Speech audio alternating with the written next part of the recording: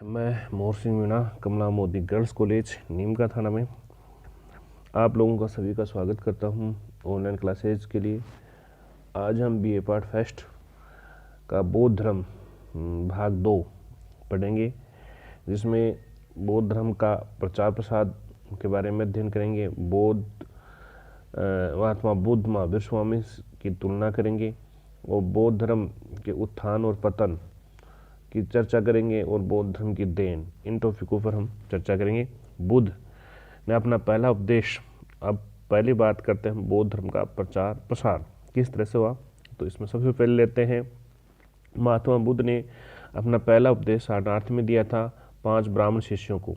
इसके बाद उन्होंने अपने धर्म का प्रचार आरंभ किया।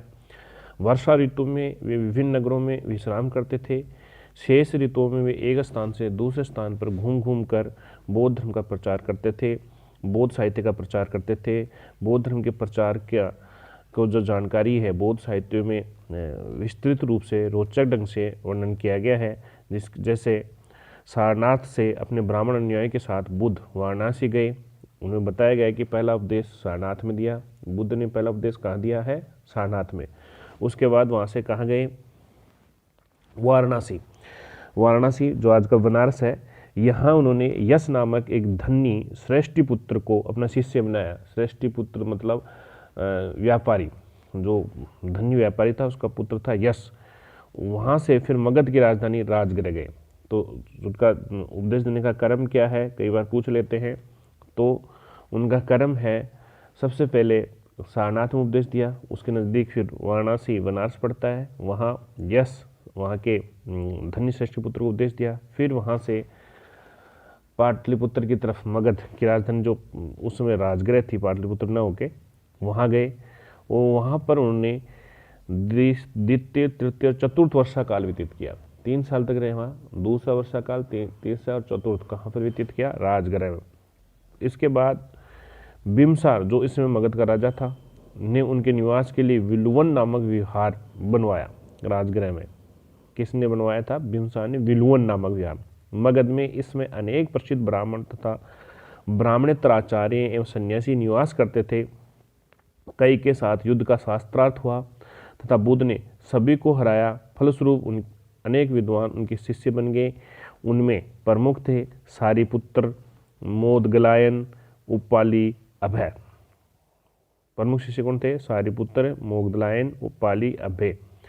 बुद्ध ने गया, नालंदा, पाटलिपुत्र इनकी भी यात्रा की। अनेक लोगों को अपना शिष्य बनाया, लोगों को अपने मत में दीक्षित किया। शाक्यों ने उनसे अपने नवनिर्मित संस्थागार का उद्घाटन करवाया। राजगृह से चलकर बुद्ध लिच्छवी की राजधानी वैशाली पहुँचे। यहाँ उन्होंने 5वां वर्ष बिताया लिच्छवी में। लिच्छवी ने उनके निवास के लिए महावन में प्रसिद्ध कुटाग्रशाला का निर्माण करवाया। राजगृह से चलकर बुद्ध कहाँ पहुंचे? लिच्छवी की राजधानी वैशाली। यहाँ उन्होंने 5वां वर्ष बिताया। लिच्छवी से ने उनके निवास के लिए महावन में प्रसिद्ध कुटाग्रशाला का निर्माण करवाया। वैशाली की प्रसिद्ध नगर वधु आम्रपाली उनकी शिष्या बनी तथा उसने भिक्षु संघ के निवास के लिए अपने आम्र वाटिका प्रदान कर दी। इसी स्थान पर बुद्ध ने प्रथम बार महिलाओं को अपने संघ में प्रवेश करने की अनुमति प्रदान की तथा भिक्षुणियों को संघ स्थापित हुआ।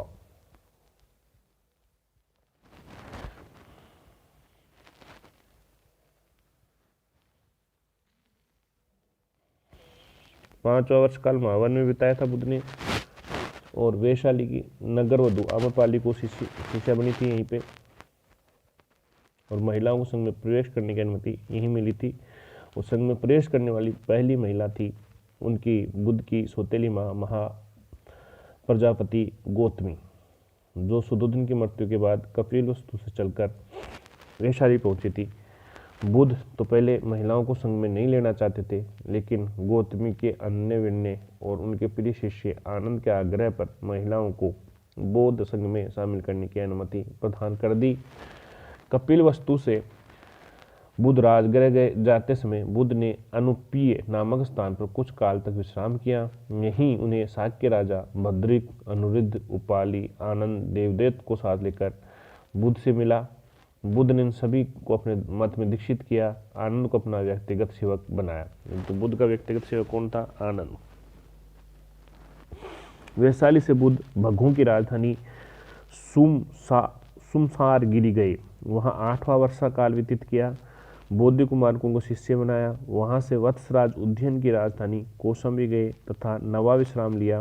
उद्यन पहले बौद्ध मत में रुचि नहीं रखता था, किंतु बाद में बौद्ध भिक्षु पिंडोला भारद्वाज के प्रभाव से बौद्ध बन गया। उसने गोशिताराम विहार भिक्षु संघ को प्रदान किया। किसने किया था गोशिताराम विहार? उदयन ने, जो कौशाम्बी के शासक थे उन्होंने।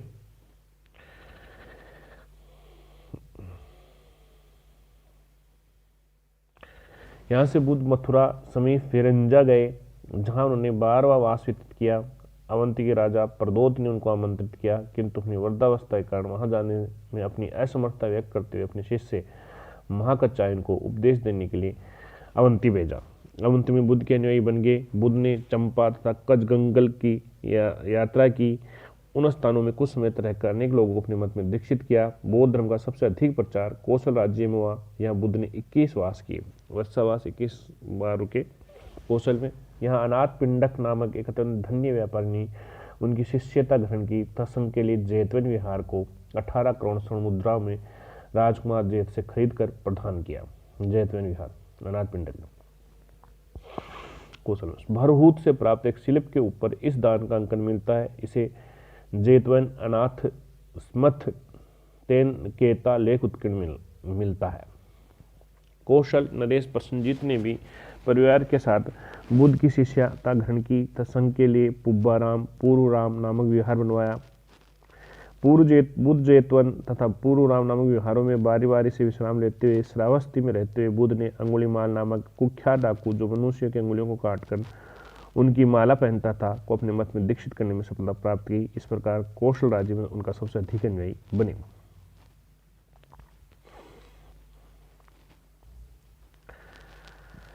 तो अंगुलीमाल डाकू भी उन्हें श्रावस्ती में ही मिला था, उन्होंने अपना अनुयायी बनाया था। यहाँ पर जैतवन विहार और पुब्बाराम विहार बनवाए गए थे।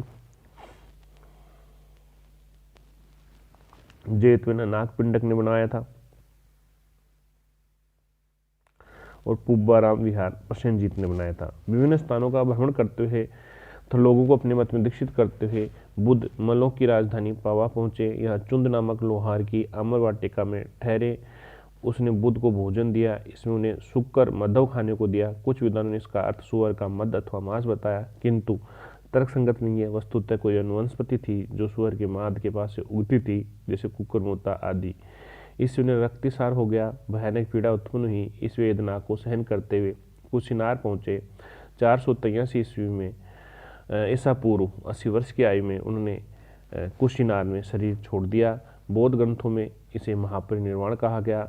मृत्यु के पूर्व बुद्ध ने भिक्षुओं को संबोधित करते हुए कहा, सभी साघातिक वस्तुओं का विनाश होता है, अपनी मुक्ति के लिए उत्साहपूर्वक प्रयास करो। मल्लों ने अत्यंत सम्मानपूर्वक उनके त्यष्टि संस्कार किया। अनुश्रुति के अनुसार उनके शरीर धातु से 8 भाग के, प्रत्येक भाग पर स्तूप बनवाए। महापरिनिर्वाण सूत्र में बुद्ध की शरीर धातु के दावेदारों को इस प्रकार मिलती है। पावा तथा कुशिनार के मल, कपिलवस्तु के साक्य, वैशाली के लिच्छवी, अलकप के बुल्ली, रामग्राम के कोलिये, पिपलीवन के मौर्य, वेड़द्वीप के ब्राह्मण, मगधराज के अजातशत्रु।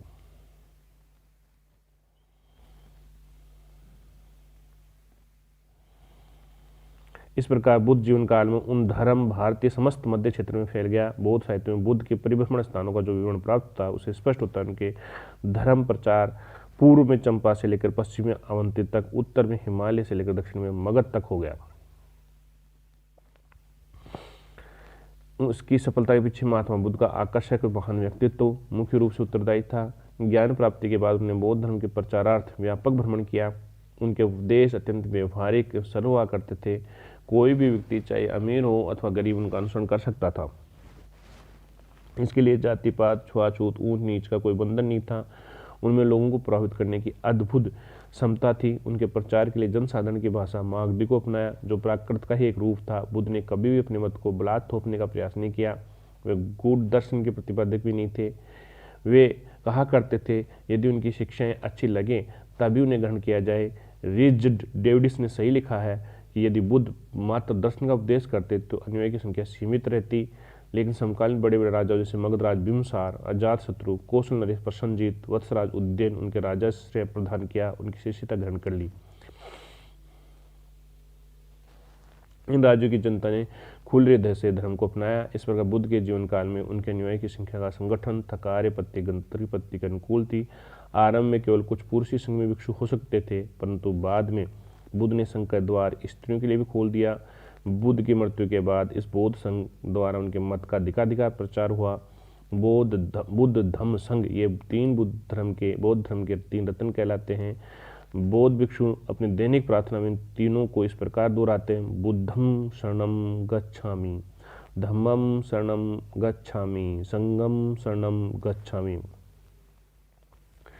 इसके अलावा बौद्ध धर्म को लोकप्रिय बनाने में तत्कालीन सामाजिक आर्थिक स्थिति ने भी बड़ा योगदान दिया। आर्थिक दृष्टि से ये काल गंगा घाटी में नगरीय क्रांति का काल था।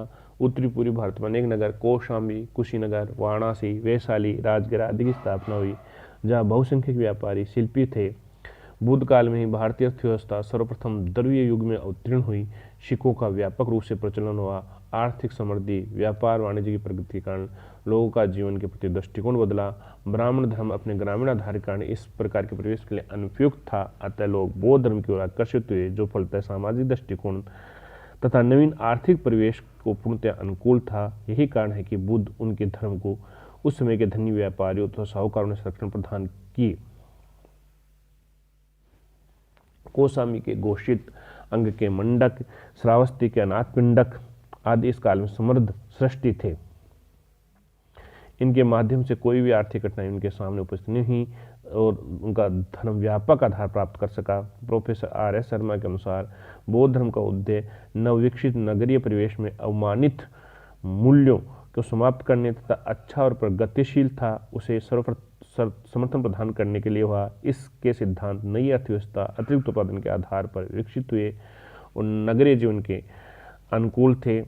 इस प्रकार बौद्ध धर्म का प्रचार प्रसार हुआ। यह था बौद्ध धर्म। अब हम बुद्ध और महावीर की तुलना करते हैं। महात्मा बुद्ध तथा महावीर स्वामी तुलनात्मक अध्ययन। 6वीं शताब्दी ईसा पूर्व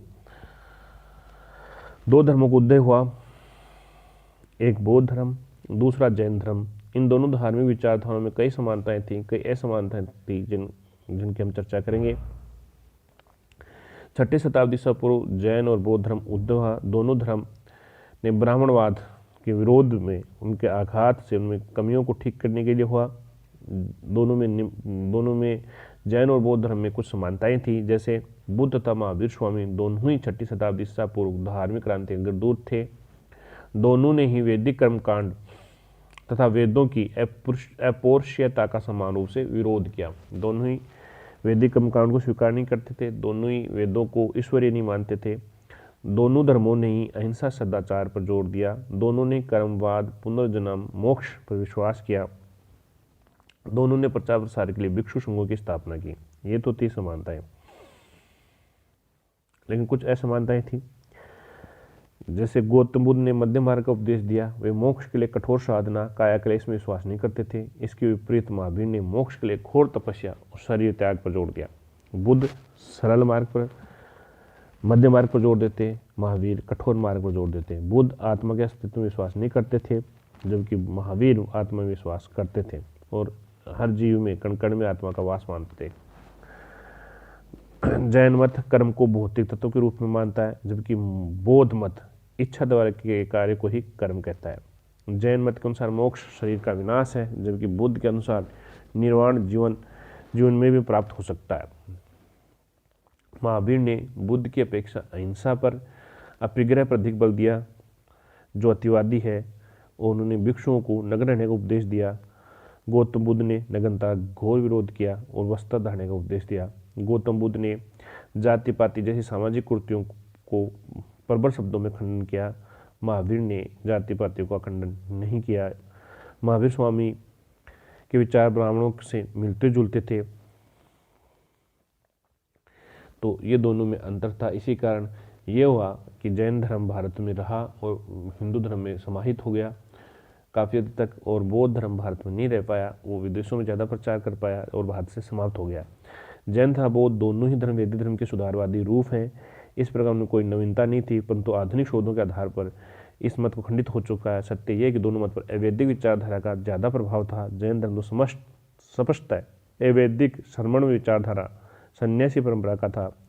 जैनियों की नास्तिकता, कर्म तथा अवगुण के सिद्धांत में विश्वास, संसार के प्रति निराशावादी दृष्टिकोण, तपस्या, काया कलेश पर अधिक बल दिया।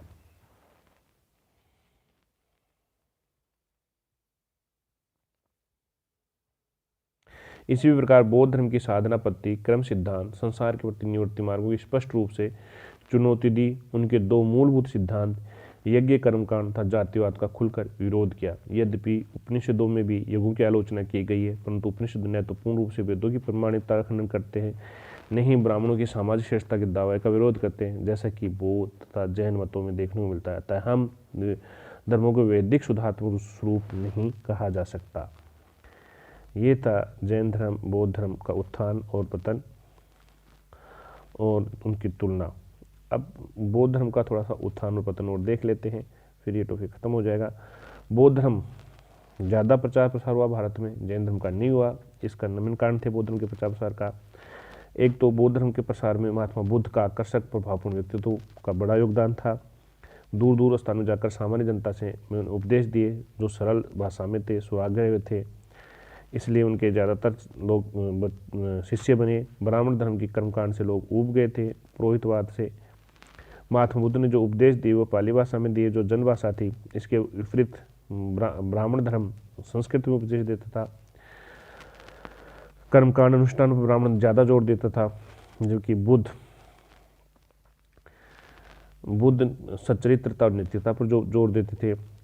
बौद्ध धर्म का प्रसार प्रसार में राजकीय संरक्षण का बड़ी भूमिका रही। भीमसार, अजातशत्रु, कनिष्क, हर्षवर्धन, अशोक ने इस बौद्ध धर्म को मध्य एशिया, चीन, कोरिया, जापान, दक्षिण पूर्वी एशिया, यूनान आदि में फैलाया। इसलिए हम कह सकते हैं बौद्ध धर्म तत्कालीन सुप्रसिद्ध व्यापारियों, शाहूकारों ने उदारतापूर्वक दान दिया। उनकी संकुच मान्यता अनुकूल थी। बौद्ध ने सूदखोरों की सामान्य व्यवसाय मानते हुए उनकी मान्यता प्रदान की, जबकि ब्राह्मण ग्रंथ निंदनीय मानते। इस कारण बौद्ध धर्म का ज़्यादा उत्थान हुआ। अब बौद्ध धर्म भारत में बौद्ध धर्म का पतन हो गया, विदेशों में रहा। इसका कारण ये रहा कि 7वीं से लेकर 12वीं सदी के बीच दोनों बौद्ध धर्म पतन की ओर गया। इस काल में कुछ राजाओं ने संरक्षण जरूर दिया, जैसे बिहार बंगाल के पाल राजाओं ने इसको संरक्षण दिया। इसका जो पतन का मुख्य कारण था बौद्ध संघ में विभेद होना, उनके अनुयायियों कई संप्रदायों में बढ़ जाना, जैसे कनिष्क के समय हीनयान, महायान हिंदू धर्म की पूजा पद्धति को अपना लिया। बोधिसत्वों की पूजा करने लगे, बोधिसत्वों के मंदिर बनाने लगे। ठीक है, इसी प्रकार हिंदू धर्म के अधिक निकट हो गए। बौद्ध विहार मंदिरों में महिलाओं का प्रवेश हो जाने से भ्रष्टाचार बढ़ गया, भिक्षुओं का चार्थिक पतन हो गया। बौद्ध धर्म में स्थान तंत्र मंत्र ने ग्रहण कर लिया, जिससे बौद्ध धर्म की एक नई शाखा वज्रायन का उद्भव हुआ, जिसने सूरा सुंदरी पर जोर दिया। नालंदा जो बौद्ध धर्म का प्रमुख केंद्र था, वह 12वीं सदी में तंत्रयान वज्रायन की शिक्षा दी जाने लगी, तारा देवी की उपासना की जाने लगी। बौद्ध धर्म में ऐसे महापुरुषों का जन्म नहीं हुआ जो उस व्याप्त कुरीति को समाप्त कर सके, उसे दिशा दे सकते। इधर हिंदू धर्म में शंकर, कुमारिल, रामानुजन महान आचार्य हुए, जिन्होंने हिंदू धर्म की नई व्याख्या की और लोगों को इस धर्म को आकर्षित किया।